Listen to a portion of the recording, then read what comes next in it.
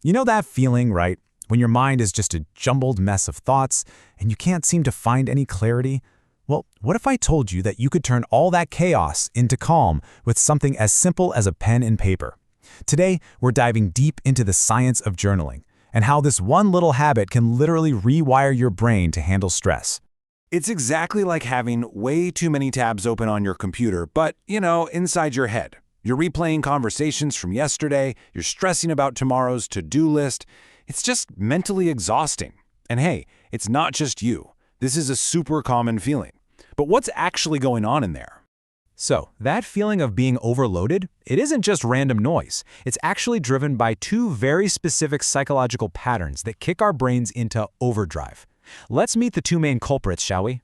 First up, we've got rumination. Okay, picture a hamster wheel for your thoughts. That's rumination. You're not actually solving a problem, you're just stuck on a broken record, replaying the same negative stuff over and over, which just makes you feel worse. It's a loop that leads absolutely nowhere.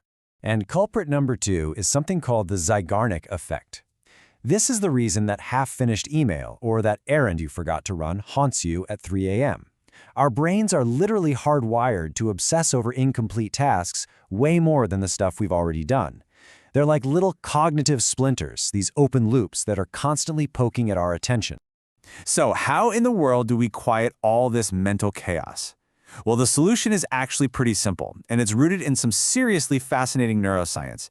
It all comes down to a powerful little principle known as name it to tame it.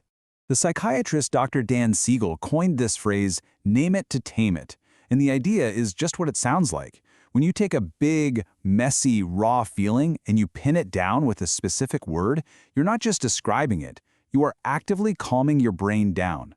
So what's actually happening inside your skull? Well, think of it like a tug-of-war. You've got your amygdala, which is your brain's fire alarm. It's fast, it's reactive, it's screaming, panic. Then you have your prefrontal cortex, the calm, rational thinking center. Journaling basically takes the microphone away from the panicking amygdala and hands it over to the cool, collected prefrontal cortex. And this isn't just a nice theory. The results are totally measurable. Get this, fMRI studies from UCLA found that just naming an emotion can slash the activity in the amygdala, that alarm center, by up to 50%. Let that sink in for a second. You can cut your brain's stress response in half just by finding the right word. Wow. So how do you actually do this? You could try the name method. It literally takes just a few minutes. First, notice it. Where do you feel that emotion in your body? Then articulate it with a really precise word. Next, map it to what caused it, just a single sentence. And finally, evolve by just checking in with yourself to see if naming it has dialed down the intensity a bit. Now, that second step, articulate, is absolutely key. The more specific your word, the more you fire up that rational prefrontal cortex. So ask yourself, are you just mad or are you feeling kind of resentful? Are you just sad or is it more like melancholy? That precision is the secret ingredient that really unlocks the brain's calming power.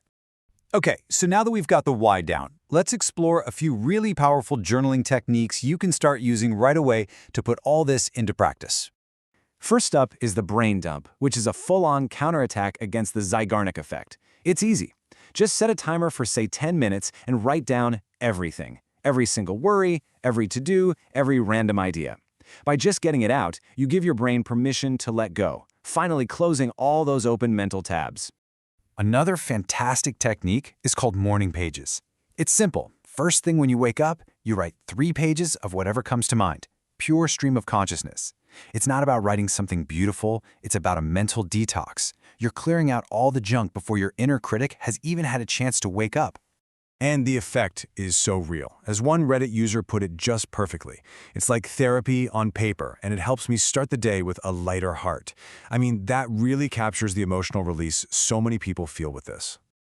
Okay, now for a quick but super important warning. There's a really fine line between healthy journaling and just getting stuck in a negative spiral. It's the critical difference between productive reflection and destructive rumination. So how can you tell which one you're doing? Well, reflection is all about curiosity. It asks, okay, what can I learn from this? It's always looking for a way forward. Rumination, on the other hand, is just stuck. It replays the problem over and over without ever looking for a way out. So when you journal, always try to steer your thoughts toward curiosity. That's how you avoid the rumination trap. All right, so with all these principles in mind, how do you build a practice that's actually going to stick? A big piece of the puzzle is choosing your tool. Are you a digital person or an analog person? The classic debate, good old pen and paper versus a slick digital app. Neuroscience actually shows that handwriting lights up more areas of your brain, which can lead to deeper thinking. Plus, it's beautifully distraction-free. But digital tools, well, they totally win on convenience, being able to search your entries and getting helpful prompts. Neither one is better, it's all about picking the right tool for the job. And that's exactly why a hybrid approach can be a total game changer. You could try using a physical notebook for those deeper, weekly reflections, and then use a digital app for quick daily check-ins or for capturing a thought when you're on the go.